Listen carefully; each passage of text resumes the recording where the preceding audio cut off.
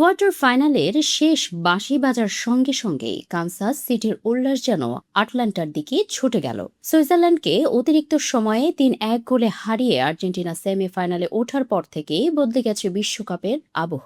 মাঠের লড়াই শুরু হতে এখনো কয়েকদিন বাকি, কিন্তু ইংল্যান্ডে যেন ম্যাচটি ইতোমধ্যেই শুরু হয়ে গেছে। ব্রিটিশ সংবাদপত্রগুলোর প্রথম পাতায় এখন একটাই নাম, আর্জেন্টিনা। আর সেই নামের ঠিক মাঝখানে বুক চিতিয়ে দাঁড়িয়ে আছেন ফুটবল জাদুকর লিওনেল মেসি। কারণ ২ দশকেরও বেশি দীর্ঘ আন্তর্জাতিক ক্যারিয়ার, ৬টি বিশ্বকাপ আর ২ শতাধিক আন্তর্জাতিক ম্যাচ খেললেও ইংল্যান্ডের বিপক্ষে কখনো খেলা হয়নি মেসির। সেই অপূর্ণ অধ্যায়ের অবসান হতে যাচ্ছে বিশ্বকাপের সেমিফাইনালের মতো মহামঞ্চে, আর তাতেই কাঁপন ধরেছে ব্রিটিশ মিডিয়ায়। কিন্তু কেন তারা মেসিকে নিয়ে এতটা আতঙ্কিত?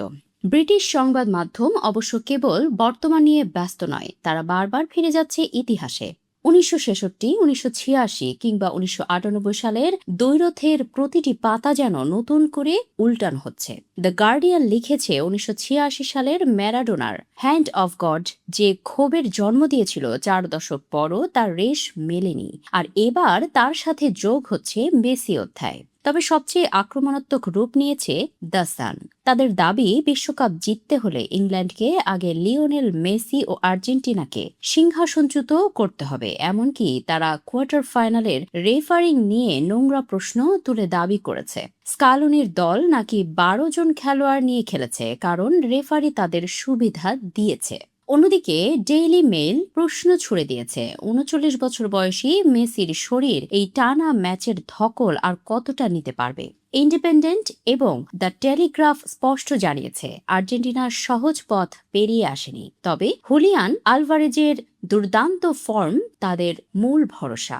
আর এই ম্যাচটি পুরনো সব শত্রুতাকে আবারও নতুন করে জাগিয়ে তুলবে। আসলে ইংল্যান্ড বনাম আর্জেন্টিনা মানেই শুধু দুটি ফুটবল দলের লড়াই নয়, এই শতাব্দীর সেরা প্রতিদ্বন্দ্বিতার সঙ্গে জড়িয়ে আছে ম্যারাডোনার শতাব্দীর সেরা গোল, ১৯৯৮ সালের ডেভিড বেকহামের লাল কার্ড বিতর্ক, এমনকি মাঠের বাইরের ফকল্যান্ড যুদ্ধের রাজনৈতিক স্মৃতিও। তাই এই ম্যাচ যতটা ফুটবল ততটাই ইতিহাস ও প্রতিশোধের গল্প। আগামী ১৫ জুলাই দিবাগত রাত ১টায় আটলান্টার মার্সিডিজ বেঞ্জ স্টেডিয়ামে যখন এই দুই দল মুখোমুখি হবে, তখন ফাইনালে ওঠার টিকিটের চেয়েও বেশি থাকবে ৪ দশকের জমানো আবেগের বিস্ফোরণ।